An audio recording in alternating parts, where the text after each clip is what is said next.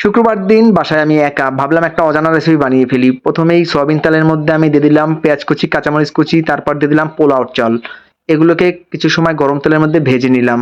চাউলটা যত সময় ভাজবো তত সময় সবসময় ভালো। এরপর দিলাম এর মধ্যে আদা রসুন বাটা। এরপর আবার নাড়ানাড়ি শুরু করে দিলাম। এরপর দিলাম পরিমাণ মতো লবণ।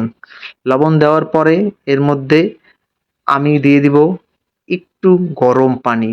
এরপর কিছু সময়ের জন্য এটা নেড়ে ঢেকে দিব, যাতে গরম পানিটা চাউলটাকে সিদ্ধ করে ফেলে। হয়ে গেছে আমার চাউলটা সিদ্ধ। এরপর এর মধ্যে দিলাম হালকা চিনি। চিনিটা দিলে যেকোনো পোলাও বা খিচুড়ি ঝরঝরে হয়। এরপর লেবুর রস, এটা দিলে ওটা কাজ। এরপর আমি একটু মুরগির মাংস উঠিয়ে রাখলাম, সেটা এই পোলাওর মধ্যে দিয়ে দিলাম। জানি না এটা কি হবে পোলাও আর মুরগির মাংস। এরপর দিলাম একটু কাঁচা পেঁয়াজ আর কাঁচা মরিচ।